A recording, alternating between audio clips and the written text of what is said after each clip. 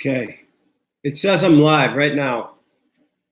And it is a Saturday around 6 o'clock in Nashville. And I am just laughing at the thought of anybody watching this right now. It's a Saturday night. People are heading out, heading to the club, going to get it going. All the triathletes are letting go. They've got their long ride out of the way, and they're going to, stay out late tonight and get that run in tomorrow. That's what's going on in the triathlon world. For me, though, I just finished my bike ride, and I have a little bit of a run later, but I'm going to grab some dinner and split it up, and then I'm going to run at maybe like 9:30, 9 o'clock, 20 minutes. Tonight, nice dark run on a Saturday night. I can't think of anything more enjoyable. I'm not going to the clubs tonight, and I'm sure a lot of triathletes are, though. Well, here's the thing, right? I know a lot of people aren't going to be watching this live, but I just finished riding with a power meter. Hey, Nikki. I just got off the bike with a power meter. It was super hot here today, so I decided I was going to do a trainer ride, which is very rare for me as well. I don't think I've ridden the maybe trainer more than twice this year, 2 or 3 times. This was, say, the 3rd or 4th. So I'm on the trainer today, and I'm riding with a power meter just to see what's going down. And I don't know why. But I did it. I had a kind of I had a 5-hour ride scheduled, and it was I knew I wasn't going to do that on the trainer because I don't have the stamina for a 5-hour trainer ride right now. But I thought, hey, maybe I'll just get through the main set, which was 4 times 15-minute threshold work. And the rest was just easy, spinning in and around it. And then what ended up happening was I went outside after 3 hours on the trainer. I did my main set, and then I rode outside for an hour. So I got 4 hours. That's not bad, right? It's really more than I usually ride, to be honest. But here's the problem. I don't understand power meters. I mean, I understand them, but what's the point? All right, so I'm going to look at these numbers. I just rode for 4 hours. Hey, Wes. Okay, here you go. I'm glad you're here. I just rode for 4 hours, and I used the power meter the whole time. 3 of that was indoors on the trainer, and then I just rolled it outside and turned it on and completed the 4 hours with the 1 hour at the lab with an easy spin down. So my average watts were 142. Okay. And according to this power meter, I rode about 58 miles in 4 hours, which means I would be riding Ironman in right around 8 hours, which is pretty encouraging. That makes me happy to even think about that. Now, I know there's some calibration issue here. There's something weird, right? There has to be. So I get that. But my normalized power was 159. That's my true exertion or whatever it is. So 159, that's almost 160 watts over the course of 4 hours. And I averaged, according to this thing, 14.6 miles an hour. I mean, okay, so granted that thing's off or something's weird with that or whatever the case may be. But why would you want that in your head? I don't see anything there that gives me any kind of encouragement whatsoever. It's like these nerds, these data nerds are trying to ruin the sport. They're trying to take the joy out of riding a bike. I don't get it. Why do you need that? I'm sure Starkey uses a power meter, but I bet he has an absolute unbelievable handle on his effort. and he enjoys riding. That's why he rides outside. What I was just thinking about it, man. I'm like, what is this whole idea of really just sticking yourself in this stringent, like firm pocket of a power, effort. What part of riding a bike and fun does that even go with? So I was thinking about this in relation to baseball, because I basically stopped watching baseball because all these nerds are talking about launch angle and instead of earned run average, deserved run average, and all these weird statistics and all these sorts of things. And my buddy was in town last night, and we were up late watching. We're just hanging out. He got in at like 10, and his family was here, so we just was up. We talk about baseball a lot, and we were sitting there watching a game, and there was a play. This happened to be at the plate. The ball was there, waiting for the guy. The runner was coming in. He was out by a mile, but he started doing this dance around the whole catcher, and he's dancing. And he ends up like in the batter's box on the other side, and he makes this weird kind of dive, and then he dives in, and the umpire calls him safe. And me and my buddy were like, wow. At what point does that stop being baseball and start being tag? I mean, the ball beat him there by a mile.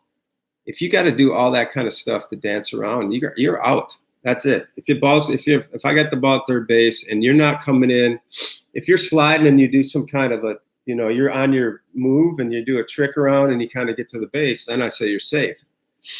But if I get the ball and you try to run out and do loop-de-loops and I'm playing tag and trying to chase you around, then that's dumb. That's not even baseball anymore. And I know I'm really making a stretch here with this power meter and that play, but I don't know, man. I don't know.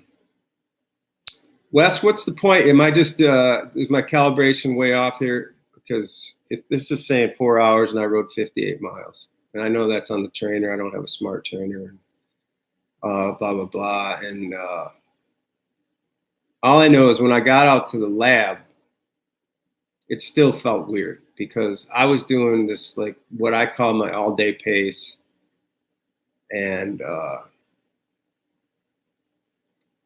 it wasn't that windy out there, so it's a flat, terrain, and I guess I'm going 19 and a half, 20 miles an hour out there, really, really comfortable, and I'm pushing like 90 watts.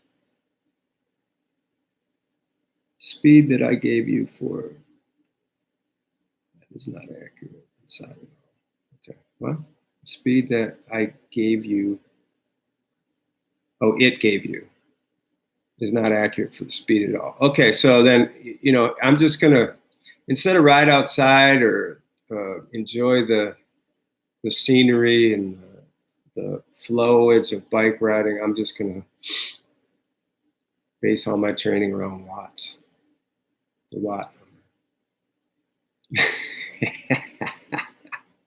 I know this is gonna piss a lot of people off, but I really do believe that sort of. Like, what's the point?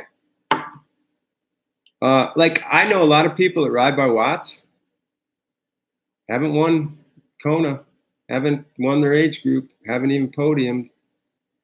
I think I keep going back to, for me, it's like, I haven't ridden my bike enough and I haven't run enough. And this year, maybe might be getting in the ballpark with that. I just haven't trained enough. I like the idea of running to how you feel. If you feel good, maybe throwing some, I like, so there's fartlek runs and kind of giving a little bit of energy and all those kinds of things like that. And same with riding a bike. Ride up hills hard, practice going down them hard once in a while. Mix it up, put in the mileage, put it in saddle time, and you're probably going to be doing pretty good. Unless you like looking at numbers that much. Don't quite get it. Yeah, same people that asked this one.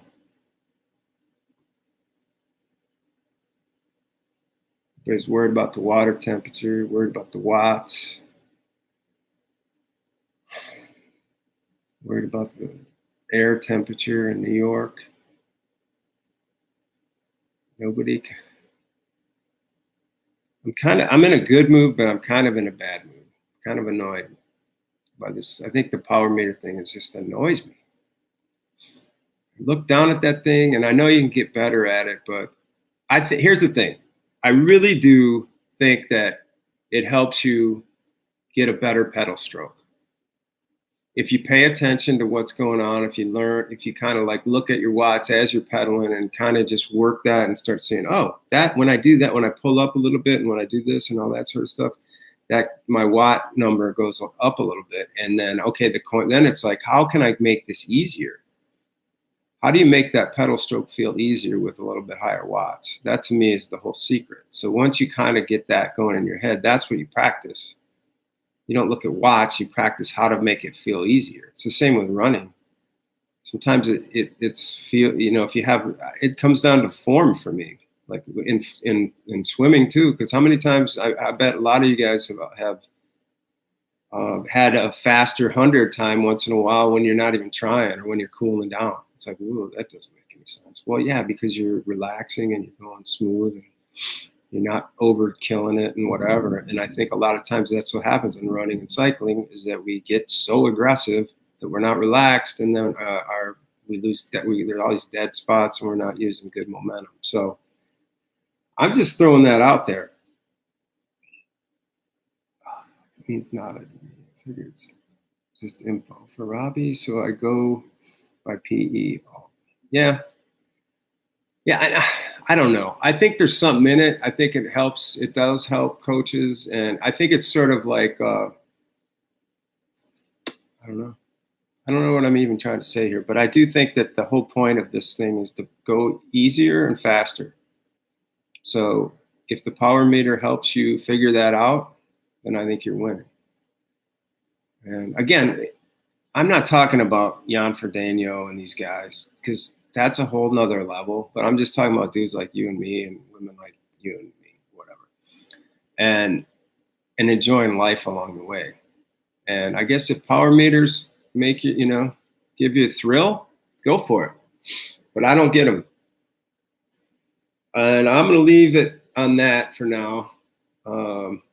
Hey, Steve, power meter definitely helps me go easier. Without it, I go too hard. I most often use it as a governor. That's fair. Yeah, I mean, that's what I use my running watch for a lot. It's like, go down there. I don't want to go too fast. That's what the 10:17 run evolved from. 10:17, if I was going any faster than a 10-minute pace, I'd start walking. And that started about a year ago, actually, and I'm happy to report that that 10:17 has now turned into about a 9:17 because I've been running slow and just being patient and working on my form and building strength and not getting hurt. And now my zone 2 is just around 9-minute pace instead of 10. And that's been about a year. But that's something, I think. I feel stronger in general. And then I'm going to leave it on this. I'm sorry I missed yesterday. I went to swimming and I ran yesterday, but the key element was I met an 84-year-old man in the pool. I was in a lap. It's an outdoor pool. And there's one lap lane, and this guy was just standing right next to the lane, just hanging out, kind of just doing, what you do when you get older and you just stand around in water and it feels good. So, but like I stopped and he kept talking to me and he kind of started talking more and more. And there was 2 great lessons here. One was he was 83, I think he said. And he said he played college football 60 years ago. 60 years ago. And he said, he goes, my only regret? I wish I wouldn't have played the last season. My last season. I said, why did you get hurt? He goes, no, it just wore me out. His last season of college football 60 years ago, and he's looking at me in the eye yesterday and going, that season wore me out. And I said, what do you mean? He goes, it just wore me out. I wish I hadn't done it. And I don't know if that means it must have had a tremendous impact. So I only bring that up because think about what we can do with triathlon seasons and, be very careful of doing the season that you don't wish you had done or regret. That's a good point, I think, there. And then I had one other point. I can't remember. But that's a pretty good one, though. I guess, I know what it was. And he kept talking to me, and I was, at first, because that's how we get. We get in the pool, and we want to keep working out. We're like, all right, dude, I don't have time for these 5-minute conversations in between my 200s or whatever. And I just said, you know what? I'm going to talk to this dude. And so what was happening was I was getting 5-minute breaks between my 200s. And then, what was happening? I was feeling longer and stronger, and I felt like I was going more under control. And I felt like I could actually get my form, because I haven't been swimming all that much, so I'm still building up. And that long rest gave me the ability to swim with what I felt like was really good form. So I think there's something there too. We try and force these 3,500 swims into an hour or less, and by the end I bet our form is just, if you had cameras on your form at the end of some of these longer swims, I bet they look absolutely awful. And my thinking here is, again, like with the cycling, I just think it's good to put in power. I think the long rides are good, don't get me wrong, but I think they can be maybe just a little bit overrated. I did Chattanooga full, and never rode more than 3 hours on a trainer. I rode hard on that thing, but anyway, that's just something to think about with the swimming. I think it's okay to take a little break in between, and really nail that form down as you're going, and have good form at the end, and that'll bring you back, and it won't wear you out, and you might want to swim more. So on that note, I'm going to grab some dinner with a buddy, and I hope you enjoyed it. I hope I wasn't too much of a bummer with that power meter thing, but I'm voting thumbs down for now until somebody can change my mind. That's what life's all about. All right. Thanks a lot, you guys. I will talk to you tomorrow.